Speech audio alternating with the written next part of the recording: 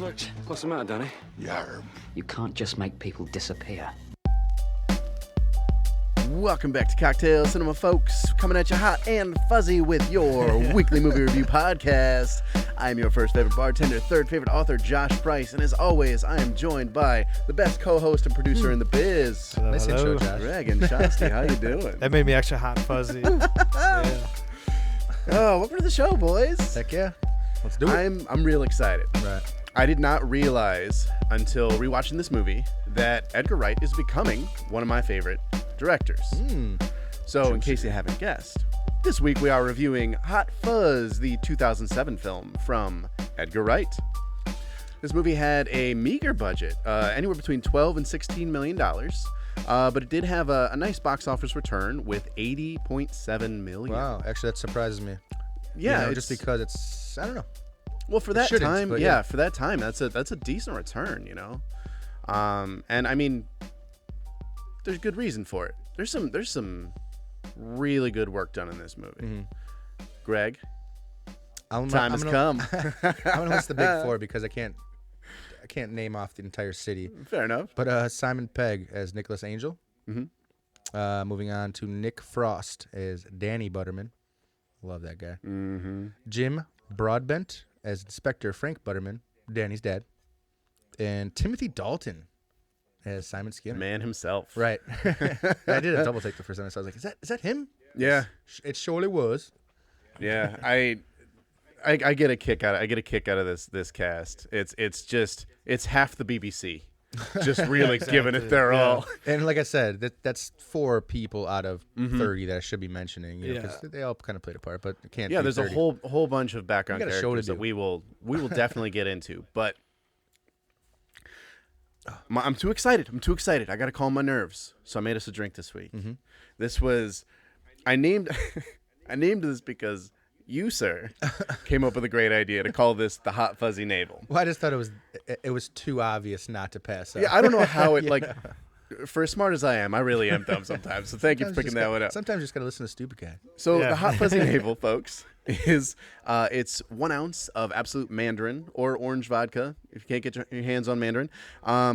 Half an ounce of peach schnapps, half an ounce of our favorite Palma liqueur, 2 ounces of OJ, and 2 ounces of pineapple juice, and give that a quick shake. The more you shake it, the frothier it'll get. But you know, I wanted this one to be a little clean. So there we are. Cheers. Cheers, cheers.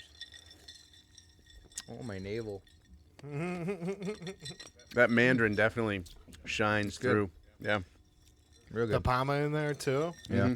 Kind of cuts it.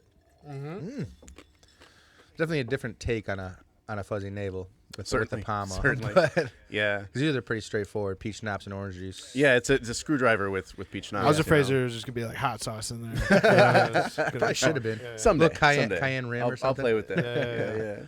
But yeah, there's your Hot Fuzzy Navel. All right. And you know, now I got some liquid courage, I can calm my nerves a little bit and talk about a movie that surprisingly stands up. You know, we're talking about 2007. You know, the height of like the Judd Apatow era, where you know comedies don't necessarily survive culturally from that time period. There was, you know, we were making some changes, and this one holds up.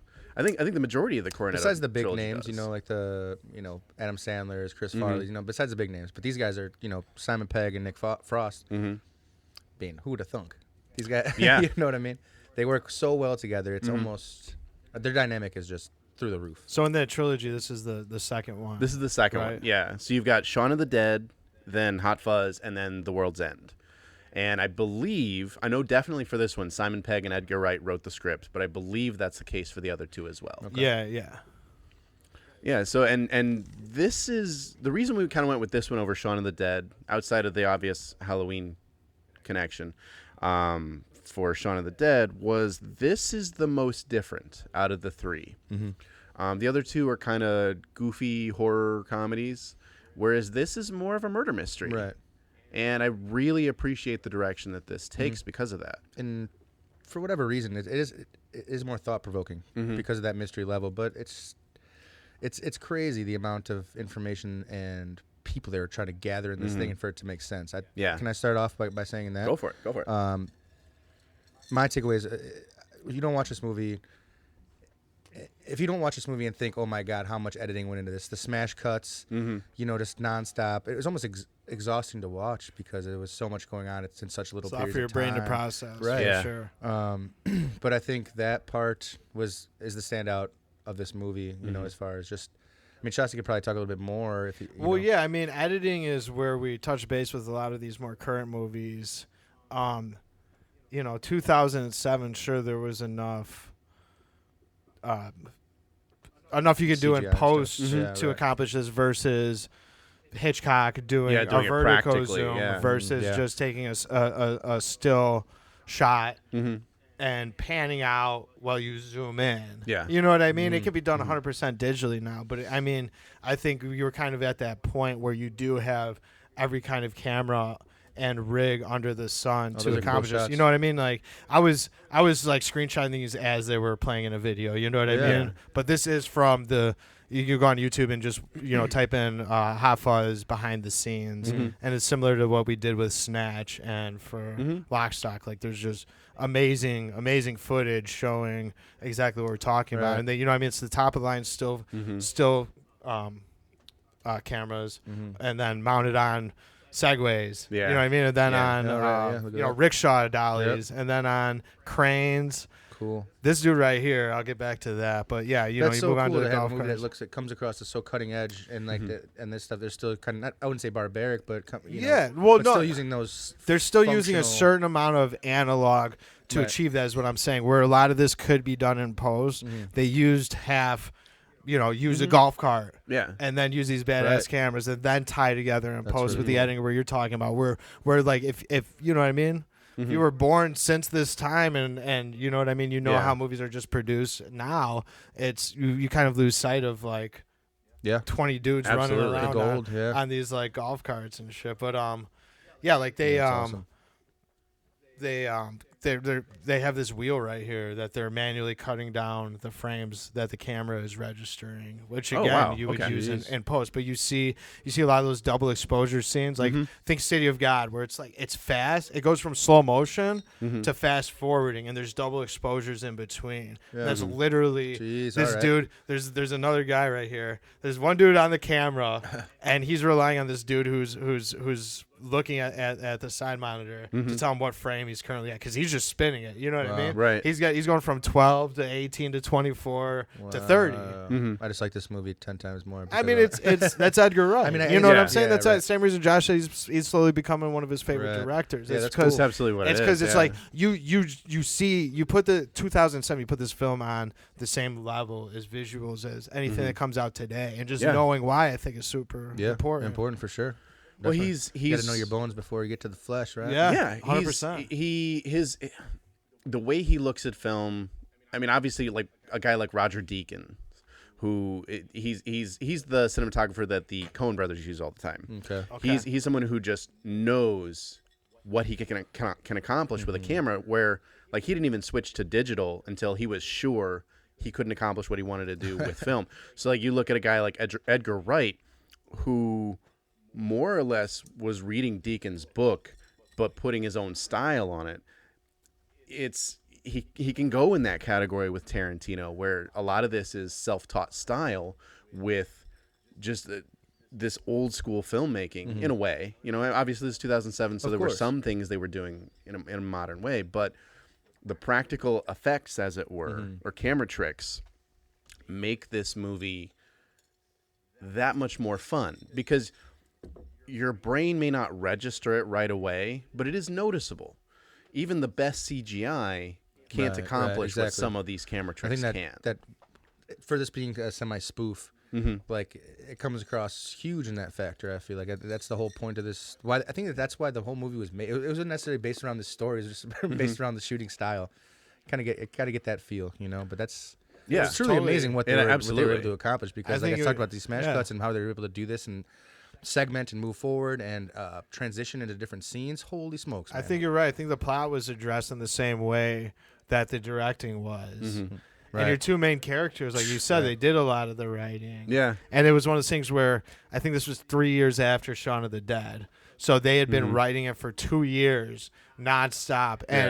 And Greg, I'm sorry, remind me of the main character's name. I apologize. Angel. like, Angel. Nicholas Angel. He does. Yeah. There's not Angle. There's not an absurd amount of stunts to do, but he does his own Yeah. stunts. Yeah. And like There's hopping jump the on the fence fence, is an yeah. ongoing joke, like and the the whole foots he's thing. doing. Oh my Yeah, goodness. but it was one of those things where they were coming like out of the gusto of doing Shaun of the Dead, Right. after doing all that shit, and then like take a year break, and then write for 2 years, just like tea and crumpets the whole time. Like they were making fun of each other, like, dude, we like try to get back, like Yeah. completely out of shape. Yeah. I thought that was hilarious. too. Definitely. Well, I guess That's to go fantastic. into that scene or that segment as far as Yeah. Officer Angel and Danny, his partner, that whole relationship was kind of enthralling to watch. Nick coming from London, big London town, they kicked him out for doing too much police work and making him look bad. And he goes in He this was town the where Rudy it's the of his- safest yeah. town in the country, and then he digs up this huge Conspiracy. conspiracy, which Yeah. nobody believes him, but just that friendship, you know what I mean, between him and they were kind of opposite and equal, yin and yang, kind of to that Well, point. it's quite literally good cop and a bad cop. and a bad cop. Yeah. But I love that That's he's good. like, but he loves these movies where it's like, you know, the callback to like, what's the movie? If you're Bad Boys. And, Oh, no, and he's- Point Break. Point Break, Break, where yeah. if you ever Shoot shot your him. gun in the air and say No, never shot my gun at the air and said, so good. no, but But he was able to do that at the end. Oh man, I Yeah. loved it so much. and Yeah. and And that was it's- the best tie back. And if you It watch works. the whole movie, not only are there that amount of references to like 90s crime mystery movies and just cop movies in general, Yeah. there's also the foreshadowing like that. Like he Yeah. mentions that early to watch it in the movie to say it later, but like the crossword puzzle when he checks into the cottage at first, fascist versus hag. Yeah. Yeah. And then he does it again. And if you take that a step further, it was like 7 across is fascist, and she's spraying her machine gun at him across. And when he says 5 down, Oh, and that was a German. when he says comes 5 up, down, yeah. it's That was the a German powder. All right. You know what I mean? So there's not only the foreshadowing Cool. and the references, but there's like triple noticed that, depth yeah. throughout this whole Right, thing. right. Yeah, I mean, it was like Usually that doesn't they go don't past me. they don't talk so it was they didn't talk about Lethal Weapon, but it was Murtaugh was one of the streets. Yeah. Riggs was like the one of the Chinese restaurants was one that they used. Oh, I didn't see in, that. Yeah, like Yeah. I think in That's like funny. the Lethal Weapon movies It was too. getting better and better. Yeah, Post. I think it was like Yeah, I mean, Ben. this is Edgar Wright. He's Yeah. not just a these filmmaker. He's Easter a eggs, he just student throwing of it in. film. Yeah, Yeah. that's Yeah, awesome. that's why I'm putting him. Like I probably wouldn't have before, but I'm putting him up there with Tarantino and Rodriguez, where they just love film so much Yeah. that makes them better. It's like almost More like fun they're films to paying their watch. dues. You know what I mean? Right. These dudes especially Yeah. like had saying a lot of this stuff and right. Yeah. Like, I don't know. I don't know how much he loved working with his other actors and writers, but it was from Right.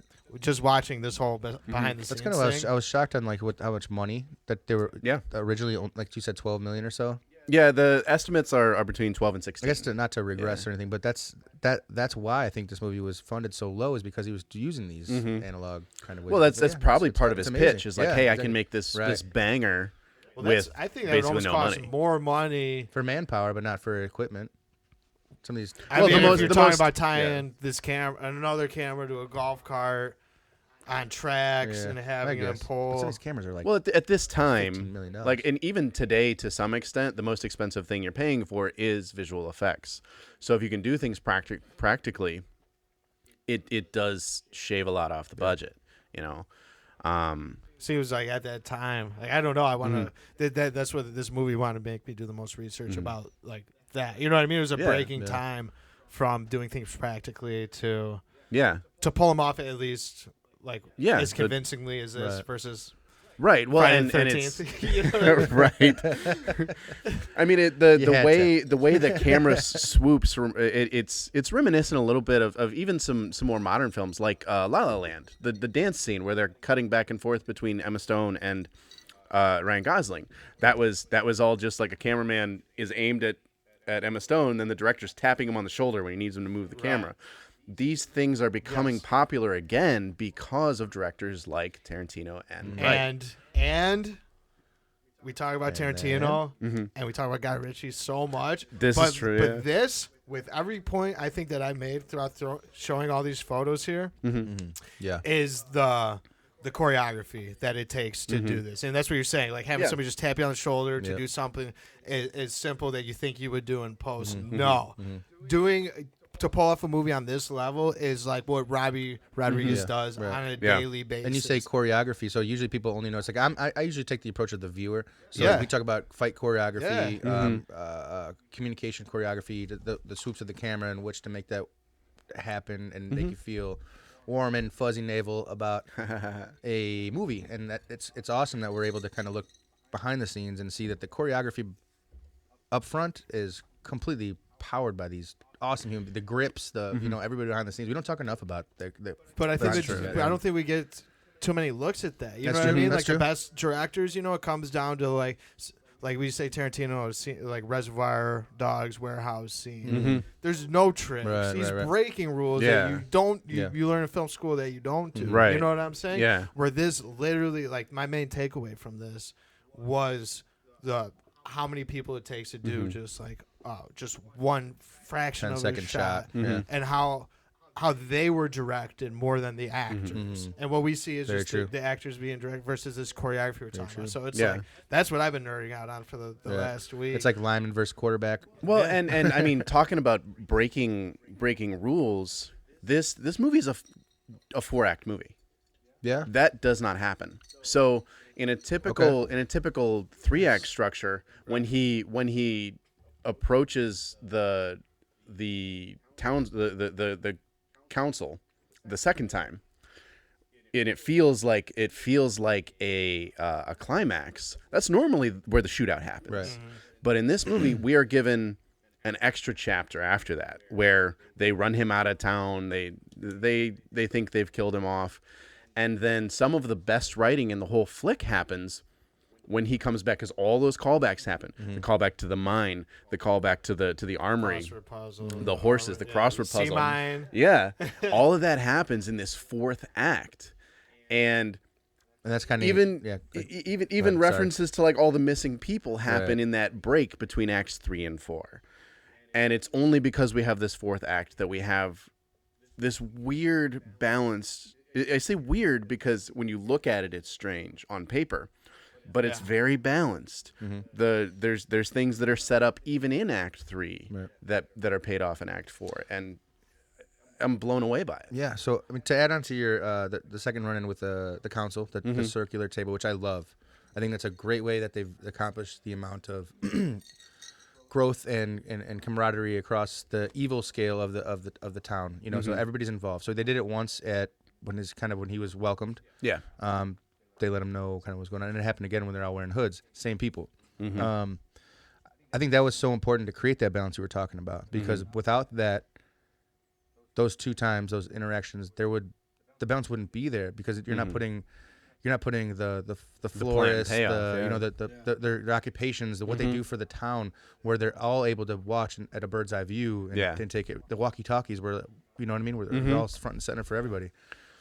Without that interaction, I don't think this movie is as good as it is. I think that was, like you said, as far as it gives it room to breathe, and then the communication, it kind of brings it all together, and then that weird stuff happened where he fell through the ground, right? But well, I mean, he falls into the I mean, I guess considering this is England, it's a pikey camp, right? But I mean, where it goes out of a truck, it gives those characters room to breathe, exactly, because in a typical breathe as well. Absolutely. You can comprehend what's going on, which before it was a clusterfuck. They pumped so much foreshadowing there. It's like you almost need that act.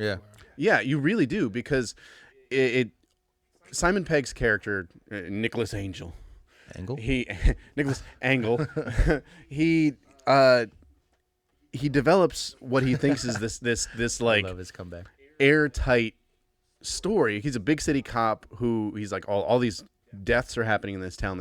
They have to be connected. And then when you get to the end of that 3rd act, where they're like, no, we killed that guy because we didn't like his house. He's a terrible actor. She's got an annoying laugh. She got an annoying laugh. For the greater good. The greater good. The close up on him, like, stop saying. Are you kidding me? These people were innocent. You guys are just out of your mind. It lets that like the Bond villain revealing their plan moment really have its moment, and then he comes back for the climax. I think that with the fourth act being there, that aha moment of the villain, which you're expecting in any mystery movie, is like I've seen this movie before, you know what I mean? But still going back and watching it again, you like, there's no way to not relive that magic. It's like, right. All right, it's Dalton, right? Yeah. It's Michael, and he's obviously not doing it by himself. Like, you get like House of Wax vibes instantly. Yeah, He's for got sure. his Yeah, henchmen, and absolutely. they're called You're out right. the whole time. Everything's laid out there. But then it's like when the villain is revealed. It's at the round table, and you remember when he first came into town, they invited him over for dinner, talking about the same baby being born. Yeah. And then the christening is what they were talking about in Yeah. Act 4. But it was. And the damn robot. What did they call him? The motionless robot. I'm like, and he's down there in the. I'm sorry to cut you off. No, I'm just saying it's just humor wild in that this it's is like awesome. when that point breaks, there's 12 villains. Point Break. Yeah. It's the other. Yeah, that's some sweet sound effects. Oh, I loved it. Oh man, just there is one more thing I wanted to talk about, and it's so every good mystery, like the Agatha Christie style of mystery writing, is the audience has every opportunity to solve the mystery before the detective does. But what makes it important, makes it fun, is you're working against the clock just as much as the detective is. But if you pay attention, every time Nicholas meets the person that's going to die, he says the reason the town is going to kill them. Like, oh, she's got an annoying laugh, doesn't she? His house is kind of gaudy. Why are you leaving town? He had an awful house. No, it's a force. Yeah, and you're right. he 100%. like, you can piece that together, but because you're looking for reasonable reasons, you're right exactly, there with him. Exactly. That's a good point. That's a really good point. Yeah, so like It's right in I front of loved you. the You want to diversion. you want to there. think about this movie, but you shouldn't. Just let it come. You to really you. shouldn't, yeah. Let it come to you. What you should think about is how this movie was done, and it's very well fucking Yeah, done. just overall. Start with the F word again. That's two Overall. times. That's another dollar in the swear jar. All right, I think We're gonna eventually pay for everything we need. Bloody Ambassador. That I mean I think we can all come to a consensus that it's go watch this movie immediately. Yeah, heck yeah, heck yeah. That said, let's move into our next segment, Let's do where here at Cocktail Cinema, we like to rate our movies out of 100 tacos because tomatoes don't exist in this universe. So 100 tacos being the best, 0 tacos being the worst. Greg, can you give me your taco rating for Hot Fuzz? It's gone back and forth a few times. Let me see here. Man, it's gone. You know, I was gonna rate this in the 70s before, because after talking about this and going back and forth with you guys, and recognize how much fun we're having tonight, because this is one of the most. I think this is one of the most fun podcasts we've done. To be honest with you, I'm gonna give this movie an 84. 84 solid. Just give me the Google Chrome. That's it. 84. 84 solid. 84. I'm staying behind it. Yeah. 84. I was looking lower, but All right, I can dig 84. I can dig 84. I'm gonna rate this a little bit higher, not much higher. Like I'm probably gonna land on 86 tacos for Hot Fuzz. I think it's Edgar Wright's second best film. We did review what I think is Edgar Wright's first best film, Scott Pilgrim vs. the World. If you want to go back in the library and check that out.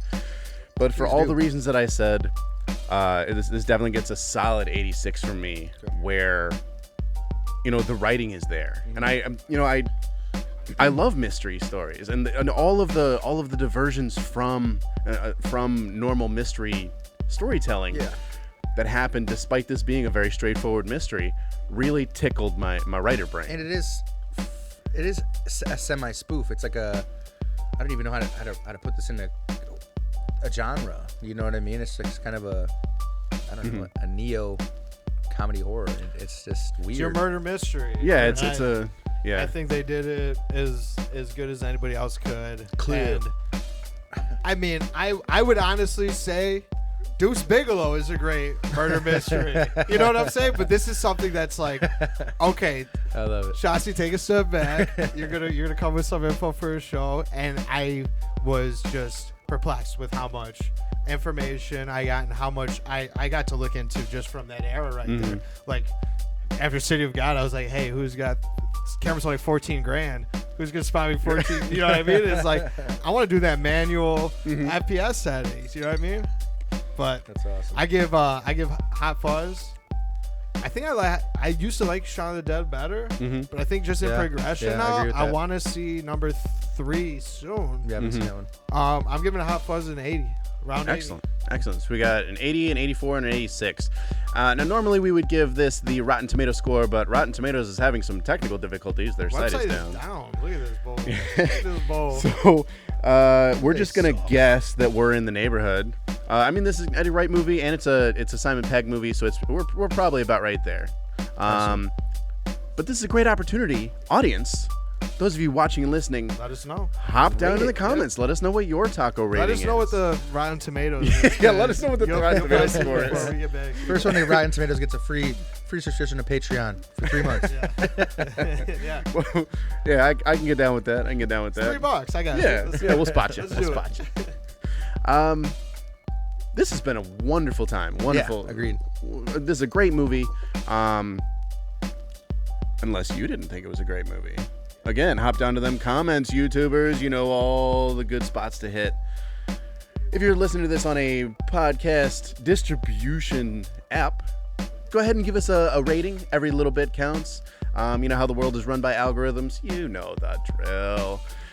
But my time is running out. My car out front is about to turn back into a pumpkin, so I'm going to have to say goodbye.